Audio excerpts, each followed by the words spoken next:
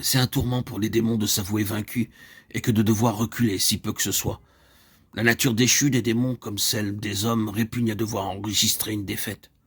Au jour du Christ, c'était un tourment pour les esprits mauvais que d'être délogés de leur retraite, chassés avant le temps et privés de repos.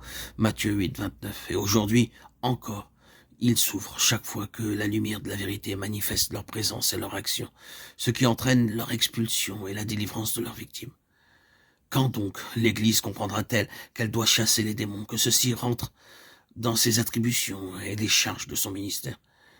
Celui qui a passé par la fournaise des intrigues sataniques et qui a compris qu'il doit combattre non seulement pour sa défense, mais pour la délivrance des autres, découvre alors qu'il dispose de l'autorité du nom de Christ. Il réalise que Christ, aujourd'hui encore, investit de sa puissance ses disciples pour qu'ils combattent contre Satan et ses fléaux. Luc 10, 19. C'est-à-dire que le Seigneur revêt de l'autorité de son nom celui qui réclame cette autorité comme faisant partie des prérogatives du racheté. Celui qui, uni au Sauveur, réclame sa force pour chasser les démons. Au jour de la primitive Église, c'est là l'un des résultats du baptême du Saint-Esprit. Jusqu'ici, vous n'avez rien demandé en mon nom, dit le Seigneur à ses disciples à la veille de sa passion. Je m'en vais à mon Père, et quoi que vous demandiez en mon nom, je le ferai, afin que le Père soit glorifié. Après la Pentecôte, les disciples s'arment de l'autorité du nom de Christ. Ils guérissent en son nom, ils chassent les démons en son nom, et le Saint-Esprit rend témoignage à l'autorité du nom de Christ. Ce que j'ai, je te le donne, dit Pierre à l'homme impotent. Au nom de Jésus de Nazareth, lève-toi. Je te commande, au nom de Jésus, de sortir de cette fille, dit l'apôtre Paul. Les disciples expérimentent, selon la promesse du Seigneur, que les esprits leur sont assujettis et que les démons leur obéissent.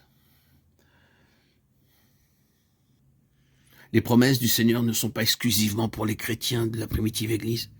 Elles sont pour tous ses disciples, jusqu'à ce qu'ils reviennent, pour tous ceux qui, unis à lui, sont avec lui un même esprit, même s'ils ne sont pas complètement affranchis de la domination de l'ennemi dans leur âme ou leur corps.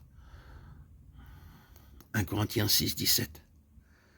Et ceci s'explique parfaitement puisque l'autorité du Seigneur n'est pas quelque chose d'inhérent aux croyants. Il s'en empare par la foi, l'exerce contre les esprits mauvais, et le Saint-Esprit rend témoignage à la puissance du nom. L'ennemi cherche très particulièrement à nuire à ceux qui le combattent et osent affirmer l'autorité du nom du Seigneur. Et il s'y emploie à la première occasion, à la moindre défaillance de leur part. Que le croyant parfaitement délivré de la possession, mais uni au Seigneur en esprit, puisse chasser les démons.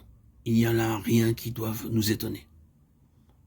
C'est lorsque l'enfant de Dieu s'attache au mal qu'il refuse de rejeter, ce qui donne prise à l'ennemi, qu'une barrière s'élève entre lui et Dieu et que la communion avec le Seigneur est interceptée.